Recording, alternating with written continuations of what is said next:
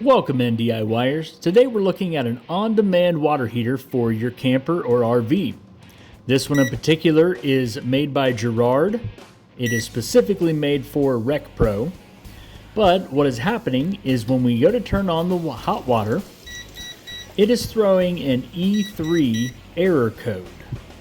So we're going to dive into what this could mean, diagnose it, and fix it. One of the things to look at is the water pressure coming into the camper. The water pressure needs to be between 40 and 50 psi.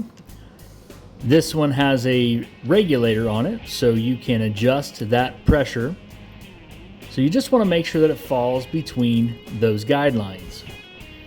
The next thing I want to look at is the screen here to make sure that it is getting enough water through that into the camper. A lot of times this can be gummed up and restrict water flow, which can cause that E3 error code. This one doesn't look too terribly bad, so I doubt that's the problem. We've got good water pressure. Even though it is throwing this code, our water pressure looks great, coming through both faucets. So I'm going to move on to checking the back of the water heater, just to make sure everything's hooked up right. So we've got back here, we have our cold water inlet, which is the water coming into the heater, the hot water coming out, and then we have the propane connection, which they are all three connected and snug. Definitely want to make sure that you check the propane. A lot of easy issues can be solved just by turning the propane on. You also want to make sure the exhaust coming out of the side is not blocked by anything or have anything built up in there. All of these boxes are checked, so now we're going to start looking inside the water heater to see if we can see what the issue is.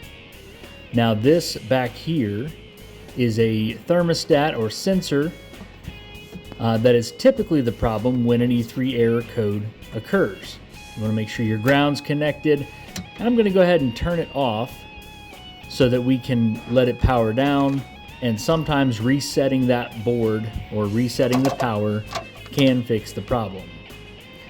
So looking at the power board here, I'm just going to make sure all the connections are pushed in and snug, nothing's loose or has come unplugged. Make sure that none of these capacitors are blown. That could also cause the board not to work. So everything seems to be at first glance okay. One thing I did that is not in this video is I checked the power coming into the board. The black and red wire are your 12-volt power supply.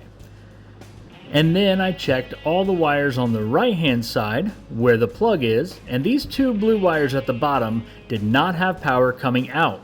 So that tells me that power's coming in, not going out. There is a problem with either the board or the sensor or thermostat that those connect to.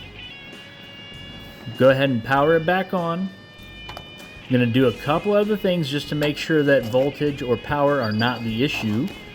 I'm going to make sure that the battery disconnect is turned to a position allowing voltage to the camper, just to make sure that a lack of 12-volt power is not the issue. Batteries are hooked up correctly, so that wouldn't be a problem. But these are just some small things to check. Also, I'm going to disconnect the 50 amp power, and I'm going to leave that unplugged for at least 30 seconds in hopes that may reset it. Now, according to the diagram here, those two blue wires that I pointed out earlier, those go over to the sensor that I showed earlier in the video. That thermostat sensor is back here. It's kind of difficult to get to, but if you wanted to, you can pull off those two blue wires and you can connect them together to bypass that sensor.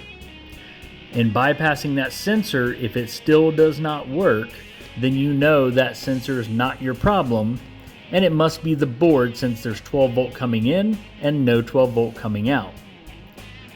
So the board is the problem. And after looking at it closer, I did realize that this bottom section here had some acidic residue on it from that bottom, I'm going to call it a capacitor. It may be called something else, but that black box at the bottom, you can see that it had split and had oozed out, and that must be what was causing that to fail. So we put a new board in, we've turned on hot water,